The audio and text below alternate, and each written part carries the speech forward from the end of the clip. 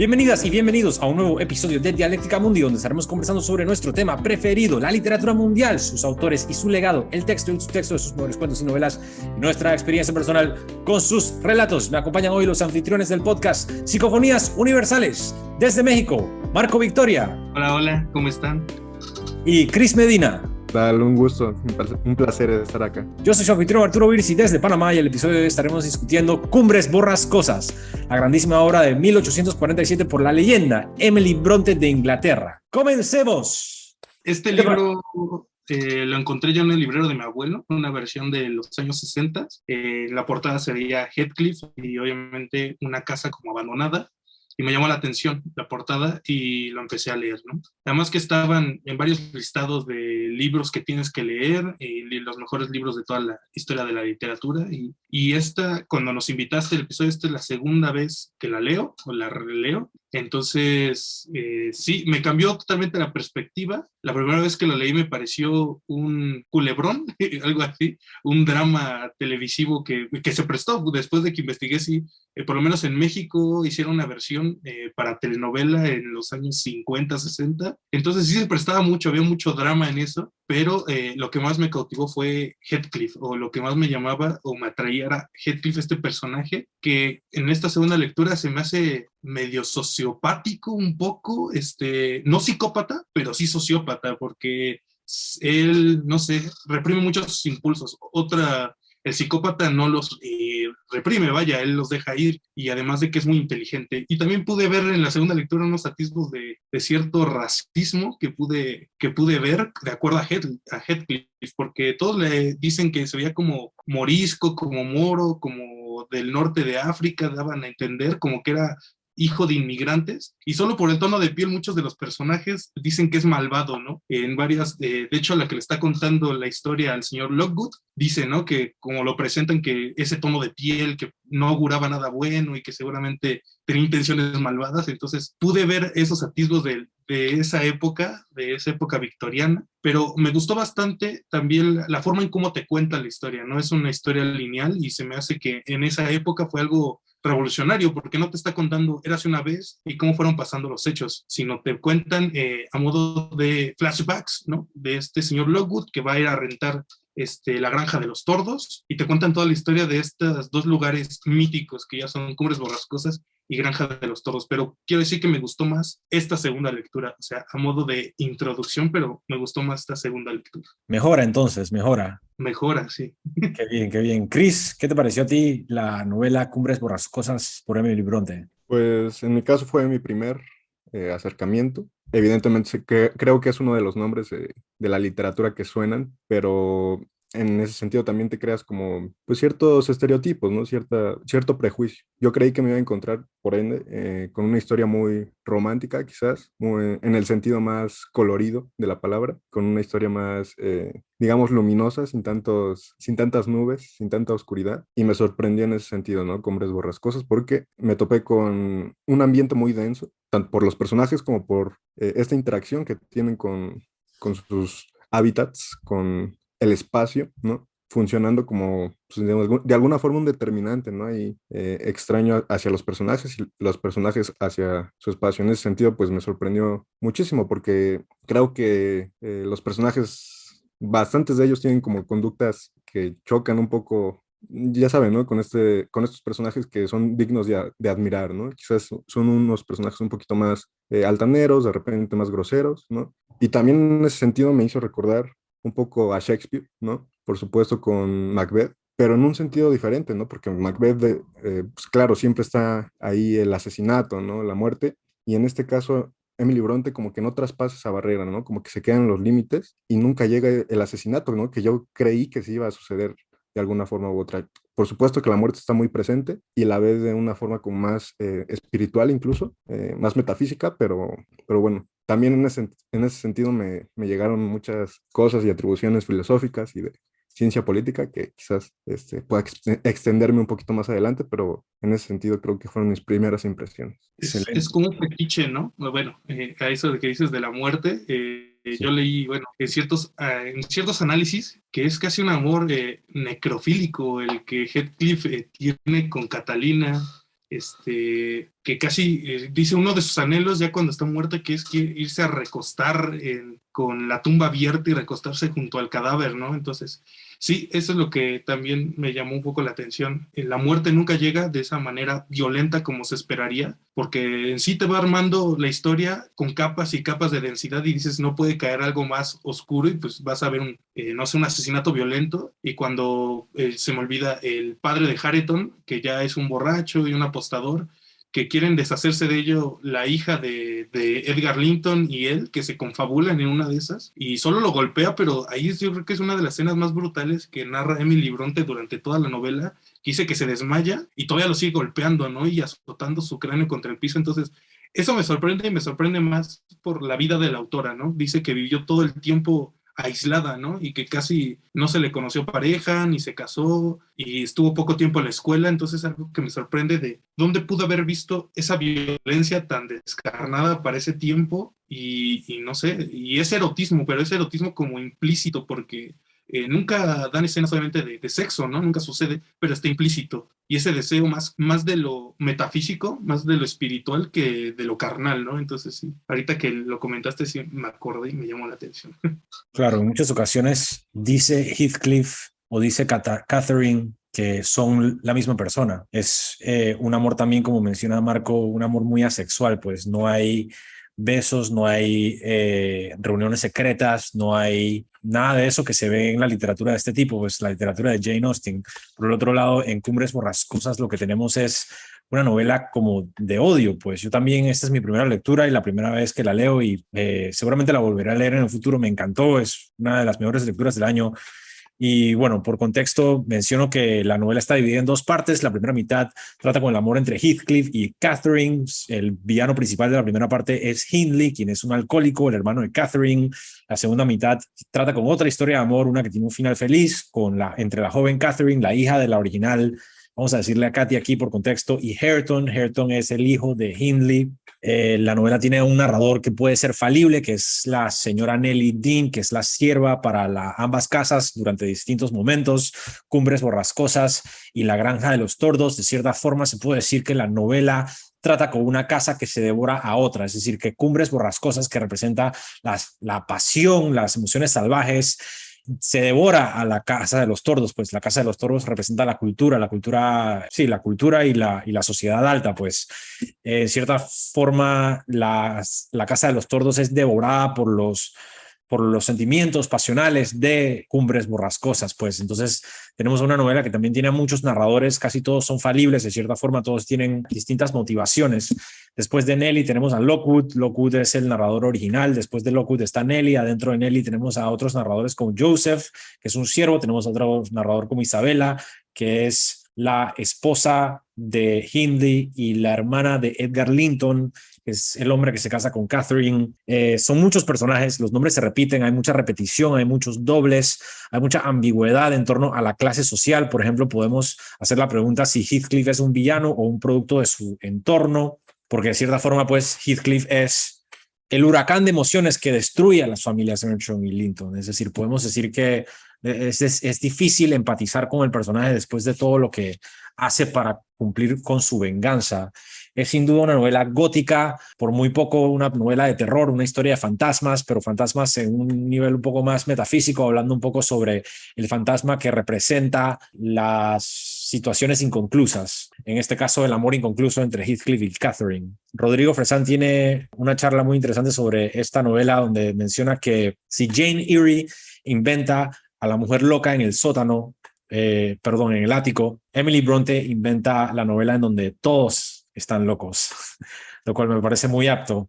Y sí, me fascina esta novela. Mi personaje preferido es, obviamente, Heathcliff. Creo que es el personaje preferido de todos, aunque no sea un personaje muy empático que digamos, pues, pero de todos modos es un gran proto Gatsby, ¿sabes? Como el personaje que viaja al exterior y regresa con una gran fortuna para cobrar una venganza romántica. Pues no sé, a mí sí me cuesta mucho trabajo esta parte de los personajes, ¿no? La verdad es que sí, me cayeron un poco mal, prácticamente en su mayoría, y me causa ese sentimiento raro, ¿no? De decir, tal vez este es mi personaje favorito, ¿no? Porque la verdad es que yo sí tenía como un disgusto, ¿no? Pero Lo digo en el buen sentido, porque la obra se disfruta así, está escrita de esa forma, ¿no? Y creo que lo logra bastante bien Emily Bronte. Y bueno, esta parte me causa abrir, ¿no? Un poquito esta cuestión sobre la naturaleza humana, viendo a Heathcliff, ¿no? Y de cómo, pues bueno, siempre está el debate, ¿no? De si el ser humano es malo o bueno por naturaleza, o la versión más marxista, que creo que es más atinada a Cumbres Borrascosas, que es que todo está definido casi por un azar y que el ser humano es más moldeable, ¿no? Vemos cómo incluso este personaje, el Katy, ¿no? Bueno, quién se quedará con un personaje ahí sin hacer spoiler, parece que va por ese camino, pero al final no termina siendo, ¿no? Parece que será una nueva Heathcliff, pero no va por ahí, ¿no? Entonces, creo que Emily Bronte habla un poco sobre cómo las decisiones humanas, pues, están interactuando siempre con nuestro entorno y cómo, pues, esa parte de tener las relaciones sociales, pues, rompen con el determinismo, ¿no? De que nada más estamos atrapados pues, una suerte de destino que no se puede borrar ni cambiar, ¿no? Pues bueno, creo que un poco poniéndome exquisito y quizás buscándole más pies, creo que se rompe tanto con Hobbes como con Rousseau de que el ser humano tiene como cierta naturaleza y más bien se adhiere a esta parte de que como maneja a sus personajes, como que para ella el ser humano es moldeable y siempre está como en constante cambio y puede tomar un camino u otro, ¿no? No depende tanto como de su contexto, sino que también puede pelear con eso. Es importante lo que mencionas también sobre los paralelismos entre la relación entre Catherine y Heathcliff y la pequeña Cathy y Hareton, porque me parece que uno de los temas más importantes de la novela es la destructividad de un amor que nunca cambia. La diferencia entre la joven Catherine y Heathcliff es que Catherine cambia de opinión. Ella no se atiene a sus sentimientos. Ella primero está supuesta a casarse con Linton, el hijo de Isabella y de Heathcliff. Esto es confuso porque los nombres se repiten, que no es Edgar Linton, es el sobrino de Edgar Linton. Está supuesta a casarse con Linton y después cambia de opinión, se enamora de Hareton. Hareton cambia, pasa de ser un hombre salvaje y analfabeto a un hombre educado y un fiel amigo de Catherine, de Cathy. Y Heathcliff, por el otro lado, y Catherine mantienen este amor que nunca cambia y que se convierte en una fuerza destructiva para todos a su alrededor. A mí me gustó, te digo, me gustó toda la trama, nada más que siento que Emily, no sé si tuvo miedo o no contaba con ese colmillo de llevar las cosas hasta el último instante o hasta las últimas consecuencias. Porque a mí me parece que la segunda parte es un poco como el meme por el poder del amor, se va a salvar todo, porque termina convirtiendo a Hareton, que era como un doble de Heathcliff, o estaba convirtiendo en un doble de Heathcliff. De hecho, Hareton ve más a un padre a Heathcliff que a su propio padre, porque su padre queda devastado por la muerte de su esposa y de la madre de Hareton, y se da a la bebida y a los juegos, ¿no? Y Heathcliff es el único que le soba la cabeza y le da palmadas en la espalda y le dice, tú vas bien por cómo vas, así explosivo, impulsivo, rompiendo todo, diciendo malas palabras, ¿no? Y Katy ya se había condicionado a ser casi también un doble de Heathcliff, o sea, Heathcliff como que es un agujero negro que lleva todo a lo peor, que saca lo peor de todas las personas. Y aunque en el diálogo, en la narración no se ve como algo así brutal que haya hecho, era más como el propio desdén y la propia indiferencia que se daban los personajes. Y ahí leí que uno de los temas centrales es el aislamiento y la soledad, ¿no? ¿A dónde te lleva esto? Que era muy, pues en ese siglo, pues las distancias entre las ciudades eran muy largas, ¿no? Y había ciertos asentamientos como la Casa de los Tordos y Cumbres Borrascosas que estaban aisladas, eran solamente esa pequeña comunidad. Y habla sobre ese aislamiento, ¿no? Que parece como que el aislamiento y la soledad te lleva a, no sé, a conductas destructivas. Entonces, a mí sí me gusta el final y no me gusta a la vez, porque Kat ya estaba decidida a despreciar a Hareton, o sea, lo despreciaba con todo su ser y como que de una escena a otra lo que yo percibo es como, estoy aburrida, voy a tratar de enseñarle a leer y al parecer lo que te dan a entender es que los libros y la sabiduría cambian a las personas, ¿no? O bueno, ese era el pensamiento que yo extraigo aquí del libro, ¿no? Al parecer, no sé, iluminarte te va a hacer una buena persona, educada, bien hablada, ¿no? Y se me hace como cierta falacia, ¿no? Porque hay intelectuales que no son buenas personas, ¿no? Y ahí lo que te dice es que, no sé, ser intelectual te va a llevar a la luz. Y a mí lo que me gustó es que se burla de la religión muchísimo. Emily Bronte se burla con este personaje que es el sirviente de Heathcliff, ¿no? Que es pues un conservador, ¿no? Un mocho, persignado todo el tiempo, pero aún así es detestable, aún así, porque es grosero, es,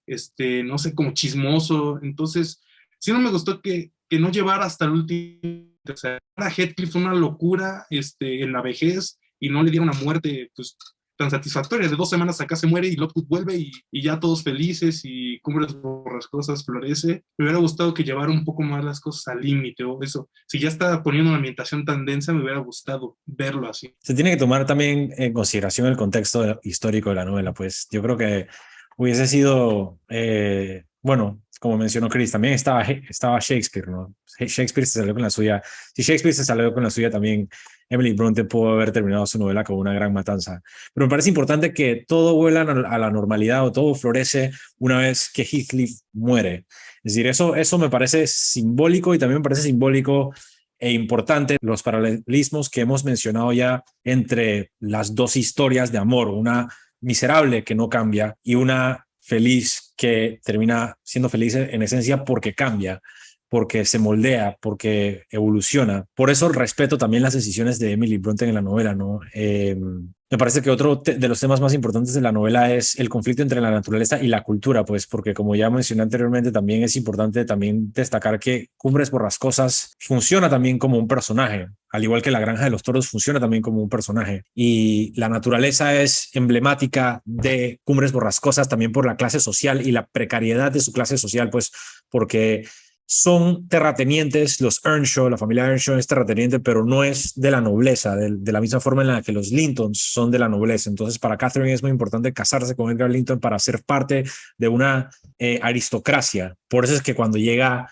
Heathcliff no se le hace tan difícil comprar la casa y comprar el terreno de Cumbres Borrascosas, pues porque Hindley no es en sí un noble, era un terrateniente nada más, que es como una escala por abajo de eso. Me parece que la precariedad de la clase social es un tema también muy importante y que se juega con eso, ya lo mencionó Marco también, que se juega también con el racismo y hay cierta ambigüedad en torno a eso, pues. Yo creo que Emily Bronte no está tratando de decir nada específico ni en contra ni a favor de los prejuicios en la clase social. Esta no es una novela justiciera en ese aspecto, pues, porque Heathcliff es un hombre sin nobleza, por decirlo de alguna forma, y él representa la mayor amenaza para la vida esta de los aristocráticos, así que en cierta forma es como una crítica clasista, ¿no? Donde llega el hombre salvaje a destruir la paz y la tranquilidad en el pueblo en el mundo de los aristocráticos. Recuperando primero la parte donde hablas acerca de que Cumbres Borrascosas y Granja o Casa de los Tordos son personajes. Bueno, no sé si han tenido oportunidad de ver las adaptaciones a pantalla chica o grande de Cumbres Borrascosas. Solo me topé con dos. Una es del 2020, que es como una especie de telenovela venezolana. No alcancé a pasar del primer capítulo porque es muy propio, ¿no? Como de la telenovela y bueno, como que no cumple muchos pues, del contexto, por ejemplo, de Cumbres Borrascosas. Pero hay una película de 2011 que me parece que es la más reciente que ha habido de Cumbres Borrascosas y comete el grave error, relacionándolo con la novela, de no darle importancia al espacio, ¿no? De no darle importancia a Cumbres Borrascosas ni a La Granja de los Tordos como, sí, como estos entes que funcionan como personajes y que también tienen una influencia en los demás personajes, ¿no? Como si estar en Cumbres Borrascosas te volviera mala persona o como si todo ese ambiente te envolviera y te envenenara, ¿no? Que me parece que lo hace fantásticamente Emily Bronte, ¿no? Lo escribe de una manera que pues, hasta un poco de miedo, ¿no? Te da ese lugar cuando recurre a ir a él, sobre todo por cómo está escrito, ¿no? De esta forma que Wikipedia, disculpen la fuente, pero Wikipedia lo describe como una matrioshka, ¿no? Que es como una historia contada dentro de una historia dentro del libro, ¿no? Y en ese sentido, cuando este personaje que nos cuenta toda la historia, ¿no? Digamos, encarnando nosotros a Lockwood, sientes alivio cuando ella ya no está en Cumbres Borrascosas, ¿no? Entonces, me parece que es uno de los grandes aciertos también de esta novela, ¿no? Que el título tiene esa bondad de enmarcar toda la novela, pero también de que juegue demasiado con el espacio, ¿no? Porque, pues bueno, como seres vivos siempre estamos no determinados, pero sí relacionados con el espacio de alguna forma que la influencia es casi innegable, ¿no? Entonces me parece que es también un gran acierto de este libro. Y retomando lo del determinismo, bueno, o el azar, ¿no? Que no sabes si una persona pudiera ser buena o mala. Yo creo que sí hay algo de pavloviano en Heathcliff. Yo creo que sí Hindley lo somete a ciertas torturas de niño, aunque pudieran ser como niñerías, ¿no? Que lo trata muy mal. También Catherine, la original, la trataba muy mal y luego empieza a llevarse bien con él. Y yo lo veo como esa analogía, ¿no? Del crecimiento. Yo creo que conforme va creciendo Heathcliff, Catherine se da cuenta del hombre, ¿no? Del hombre viril que es. Y por eso yo digo que el erotismo está tan implícito, encubierto ciertas veces, ¿no? Que a veces nunca te dice, ¿no? Que hay relaciones sexuales, ¿no? Simplemente los hijos aparecen, ¿no? Y yo creo que era un poco la impresión en ese tiempo para Emily Bronte, ¿no? Y yo creo que eso era más influenciado por la iglesia, que en estos temas pues obviamente no se hacían abiertos y que parecía que los hijos aparecían nada más, aparecían de vez en cuando cada 9 meses. Y el determinismo yo creo que sí, Heathcliff sí se ve sometido a un ambiente hostil desde que llega y el único protector que ve es en el padre. Yo creo que luego cae en vicios, obviamente, en lugar de ser, o tratar de ser bueno bajo los parámetros de la sociedad, empieza a enviciarse conforme a confesar y a delatar a sus hermanos o medios hermanos, o no sé cómo lo podemos considerar ahí, porque el padre de Hindley y Catherine lo considera un hijo, pero ya empieza a mentir, ¿no? Empieza a decir que Hindley lo trató muy mal y empieza a azotar, ¿no? Y también ahí te muestra un poco la violencia que se vivía dentro de esas familias aisladas, ¿no? Que solo tenían al párroco y al papá como solo figuras de autoridad, figuras autoridades morales, ¿no? Entonces sí, y ahí el odio de Hindley como que se alimenta, hay una retroalimentación entre el odio de Hindley, el odio hacia Heathcliff, y que obviamente estalla posteriormente, pero lo que me llama la atención es ese deseo. Heathcliff sabe que la hija de los Lincoln, Isabella, es una mujer hermosa, ¿no? Entonces se casa con ella, ¿no? Y la enamora, a pesar de que según en lo que te narran es que cómo va a enamorarse Isabela de ese hombre salvaje, moro, ¿no? Pero lo que te da a entender es que Heathcliff es el prototipo de un macho alfa, o sea, de el que rompe las cosas, mal hablado, explosivo. Y yo creo que Isabela queda cautivado justamente porque esos son los atributos que luego o se buscaban en esa época en un hombre, ¿no? Entonces queda como maravillada un poco y Heathcliff es cruel, ¿no? La enamora justamente nada más para toda una venganza para apoderarse de las dos casas, ¿no? Que al final le sale mal, porque termina muriendo en un delirio ahí raro, sí. Y lo de la historia de fantasmas, habíamos dicho que era una historia de fantasmas metafísicos, pero me parece que cuando Lockwood se aloja en la habitación de Catherine, la original, ve una chica o ve como una silueta, entonces me parece que ahí sí, en este universo sí existen los fantasmas y los fantasmas también influyen en la historia. Yo pensé lo mismo en torno al fantasma que ve Lockwood. Es decir, me parece que en el universo que crea Emily Bronte, sin lugar a dudas, los fantasmas existen. El fantasma que ve Lockwood es verdaderamente el fantasma de Cathy, ¿no? Y por ende lo que quiere Heathcliff es convertirse en un fantasma también, pues. Y por eso es que me llama tanto la atención la observación que hicieron ambos anteriormente sobre el amor necrófilo que siente Heathcliff en torno a Catherine, pues es un amor hacia la muerte y solamente puede estar con ella una vez que muere. Es el momento en el que muere cuando finalmente es feliz. Es el momento en el que muere una vez que puede estar reunido una vez nuevamente con ella. En torno a la pregunta que hacen con respecto a el determinismo de Heathcliff, es decir, si Heathcliff es un villano o un producto de su entorno. Me parece que Heathcliff es indudablemente una víctima, pues es una víctima de su entorno. Si se hubiese llevado bien con Hindley, se puede decir en realidad, se puede argumentar que el verdadero villano es Hindley, porque Hindley es el causante de todo. Es decir, que si Hindley no lo hubiese tratado mal, aunque Hindley desaparece a la mitad de la novela un poco antes, si Hindley no lo hubiese tratado mal, Heathcliff no se hubiese convertido en un villano, porque Heathcliff incluso ocupa su lugar en la novela, no solamente en Cumbres Borrascosas, sino en la novela también, pues porque Heathcliff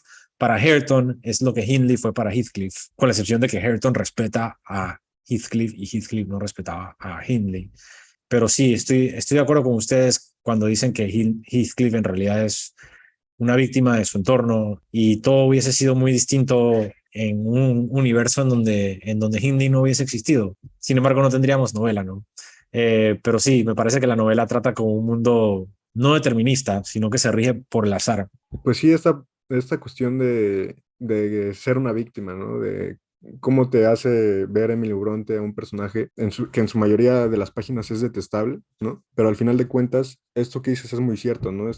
Nos muestra, ¿no? Esa parte de cómo lo trataban mal, de cómo recibía este racismo, ¿no? Que Timo menciona, de cómo pues todas sus interacciones son por el azar, porque lo encuentra bueno, quien se convierte en su padre adoptivo, y después se ve pues supeditado, ¿no? A toda esta dinámica en la que tiene que entrar y de la que pues casi que no puede salir, ¿no? Digamos que se vierte, ¿no? En todo, pues en todo el espacio y en todas estas relaciones que tiene que pues indudablemente lo tratan muy mal, salvo, como ya lo mencionaron, la Catherine, ¿no? Que era como su amor, ¿no? Y un amor, eso, muy extraño, ¿no? Porque decía yo que no, quizás no es una novela tan romántica en el sentido más colorido de la palabra, pero lo que mueve a Heathcliff es el amor, ¿no? Vive por ello y muere por ello, ¿no? Es decir, todas sus decisiones casi que están, pues vaya, determinadas por este amor que siente por alguien que ya no está, por alguien que tiene cerca, pero nada más bajo tierra, y lo hace todo por ello, ¿no? Entonces, pues bueno, digamos que pasó de víctima a ser un hombre, pues que ya tomaba sus propias decisiones y que no las tomaba quizás de la mejor manera, pero sí el origen y el meollo creo que es esto que comentas, ¿no? Como una víctima pues, de su entorno, ¿no? Claro. El amor de Heathcliff por Catherine es el elemento más honesto, más sincero en la novela. Sin embargo, para mí, la venganza es lo que verdaderamente mueve a Heathcliff. Su motivación principal es la venganza por la mayor duración de la novela. Y me parece que la novela también, en lugar de ser una novela de amor, es una novela es una novela de venganza. Lo que estamos viendo aquí es un proto Gatsby, ¿no?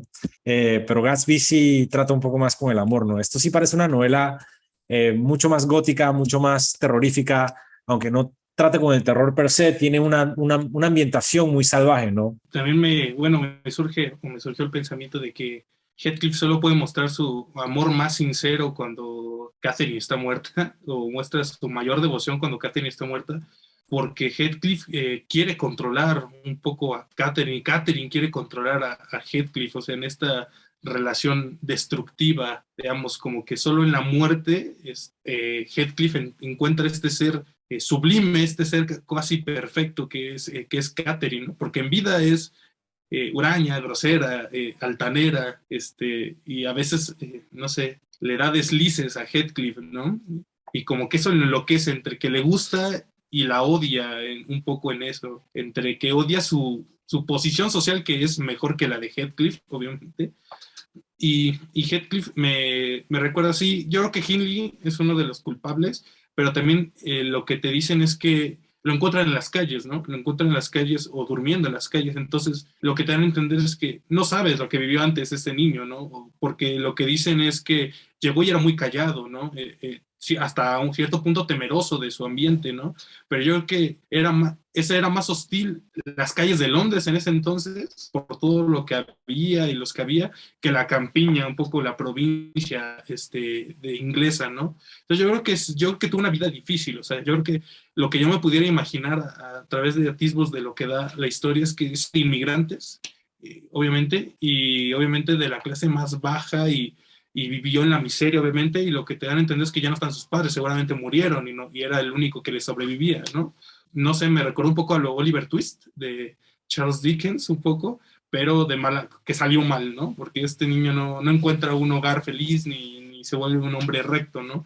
Simplemente pasa de un lugar hostil a uno igual de hostil, ¿no? O sea, no cambia un poco ahí. Y Heathcliff, bueno, lo adoptan nunca para ser heredero, realmente el padre nunca lo adoptó para ser un heredero. Supongo que lo que pretendía era criarlo para ser sirviente para ellos o para su hija y para Hindley, ¿no? Pero también te dicen como que el padre de los Earnshaw cae en la locura un poco y empieza en un momento a ver a Heathcliff como mejor hijo que Hindley, o sea, empieza a mostrar más habilidades de lo que Hindley pudo, ¿no? Que Hindley termina yéndose y regresando con su esposa, ¿no? Bueno, ya una vez muerto, reclama el hogar y a mí lo que sí me dolió un poco fue como aunque sí suena un poco de culebrón de telenovela, es cuando está hablando con la sirvienta esta Catherine y le dice que se va a casar con Edgar Linton y Heathcliff está escuchando detrás de la puerta, un recurso así muy, no sé, muy de drama familiar y él se va, ¿no? O sea, huye antes de que pueda decir que en realidad ama a Heathcliff, ¿no?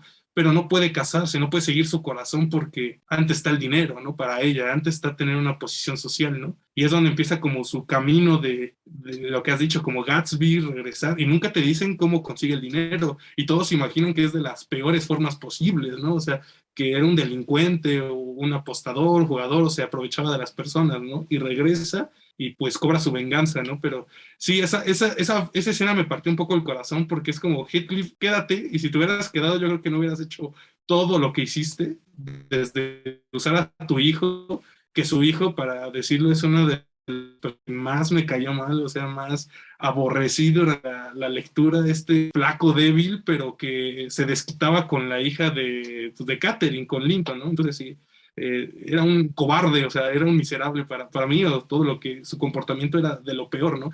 Que todavía entre Fiebres y Katy, la Katy chiquita ayudándole, la delata de que se quiere ir y todavía le cae una tunda a Katy por parte de Heathcliff o por lo menos dice que la bofetea, ¿no? Nunca te dicen que la golpea como tal, pero sí, es uno de los personajes que más detesté en cuanto a hablando a malos personajes, ¿no? ¿De dónde sacó su fortuna Heathcliff? ¿Tienen teorías? No quiero ser prejuicioso, Mm, la verdad.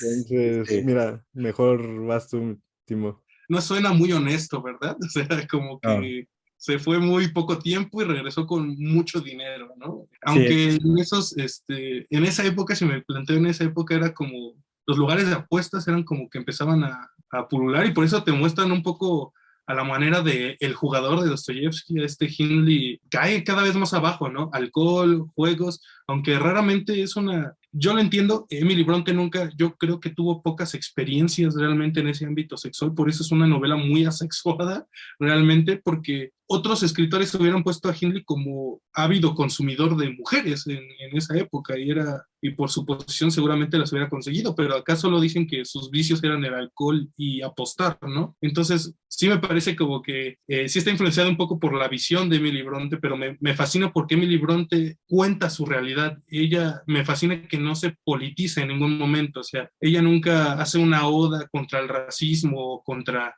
los advenedizos, ¿no? De la clase baja por ser ricos. Ella cuenta lo que vio y lo que vivió en la Inglaterra de ese tiempo. Entonces yo creo que si revolviendo a la pregunta, yo Heathcliff se juntó con malas personas, se hizo dinero fácil, ¿no? Como dirían ahora.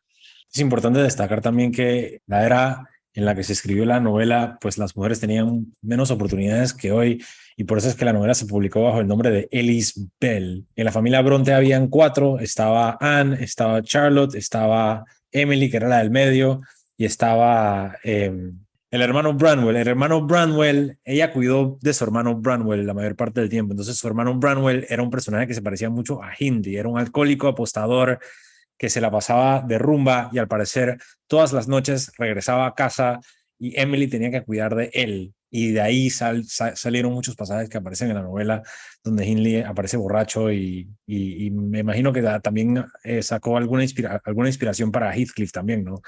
Pero Emily vivió una vida muy reservada, pues vivió solamente 30 años y logró escribir esta magnífica obra en realidad, es decir, es un gran logro, además de mucha poesía también. La poesía fue descubierta por Charlotte Bronte en una temprana edad y se percató de que su hermana tenía mucho talento.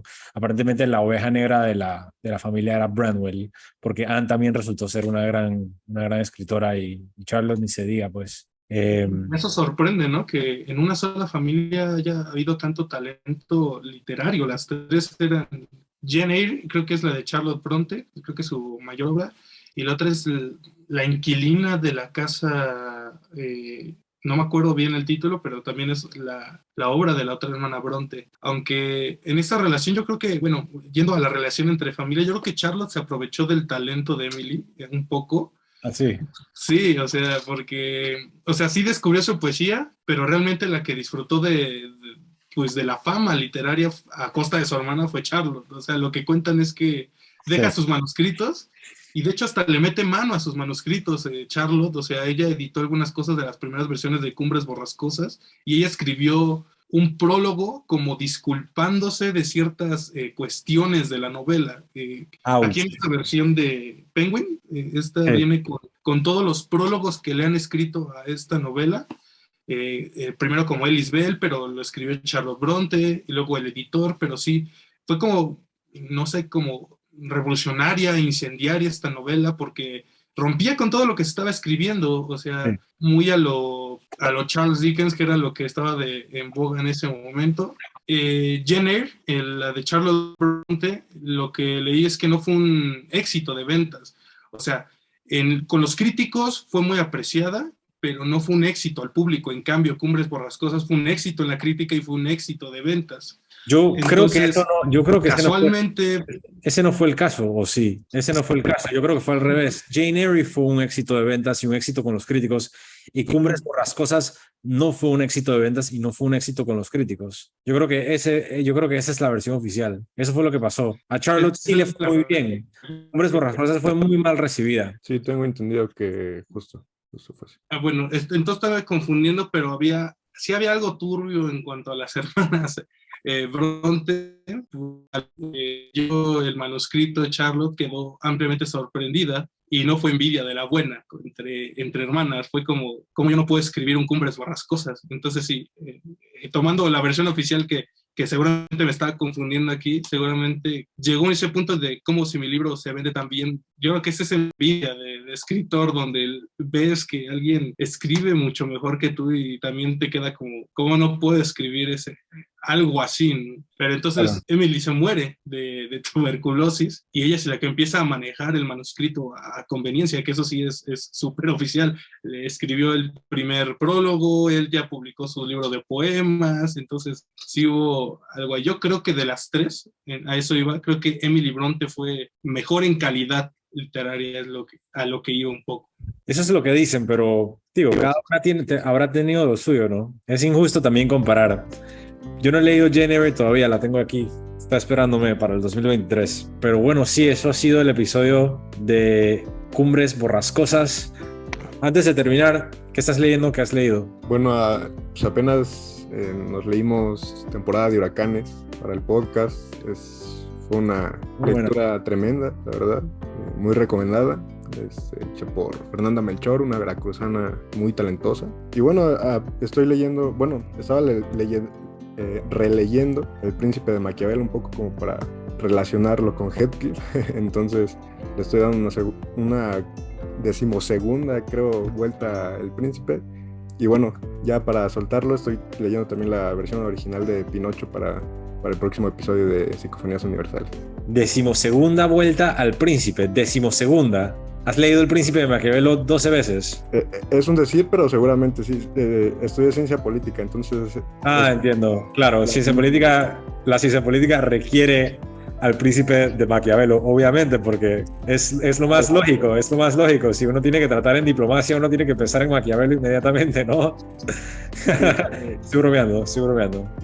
Por lo menos diseccionarlo, ¿no? Y encontrar como los vicios que no hay que repetir un poco. Claro. Marco, ¿qué has leído? ¿Qué estás leyendo además de Fernanda Melchor?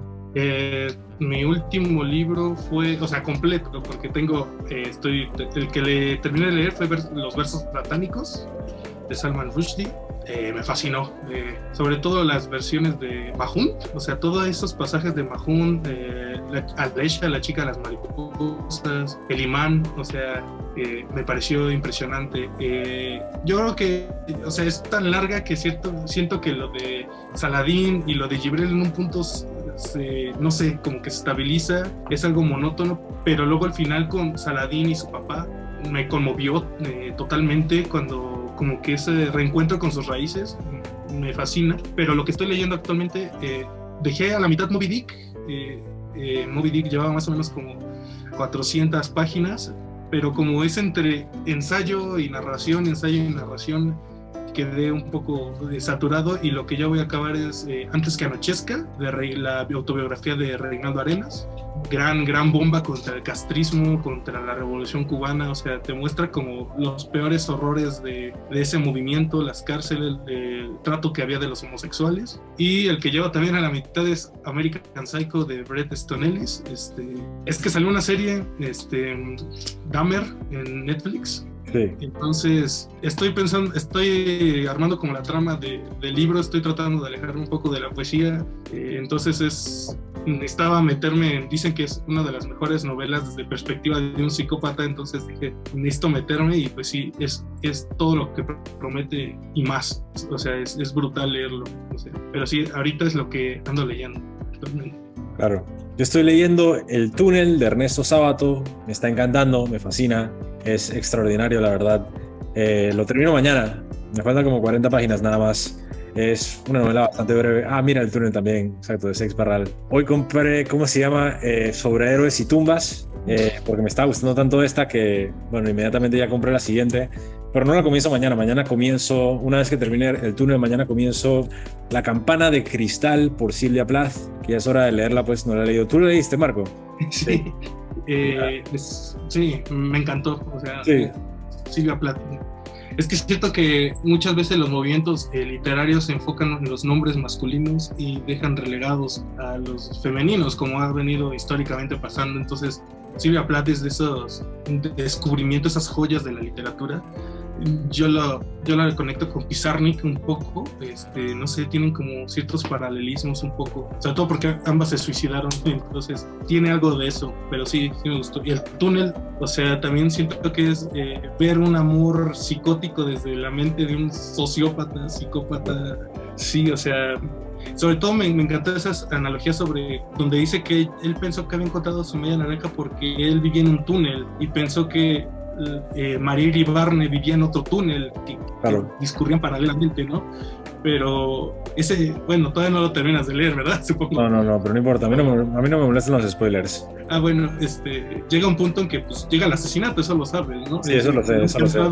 Claro, aparece la primera línea. Y luego llega con el hombre ciego y le reclama, dice, ¿por qué la mataste? Dice, porque no me era fiel. Dice, pero es que esta mujer la compartíamos muchísimos, entonces te da a entender como que María Iribarne andaba con muchísimos hombres, era como cierto tipo de vedette. Entonces ahí como que se le cae al protagonista que realmente no vivía en un túnel. María Iribarne la veía desde el cenit del túnel, o sea que el único loco ahí era él. Entonces me encanta cómo es de destructivo y cómo lo maneja, porque te metes totalmente en la piel del personaje. Yo nunca empaticé con él, pero dije, qué fascinante personaje es este pintor. Sí. A mí me recuerda mucho a Mersalt de El extranjero. Me recuerda mucho a la novela El extranjero, pues me parece que es una novela existencialista que se puede leer como un policíaco. La estoy disfrutando muchísimo, pero bueno, mañana la termino y sí, eso ha sido todo por hoy. Voy a cerrar el episodio, ¿les parece? Claro. ¿Están de acuerdo? Cometemos aquí una imperdonable blasfemia. No le tienen que gritar a la pantalla porque por eso está específicamente diseñada la sección de comentarios. Si disfrutaron del episodio, no olviden dar un like, un subscribe, si no lo han hecho, y comenten en la sección de abajo, por favor. No olviden revisar el canal de Marco y de Chris, que se llama Psicofonías Universales. Voy a dejar link en la descripción. Esto ha sido Dialéctica Mundi. Muchas gracias y nos vemos en la próxima.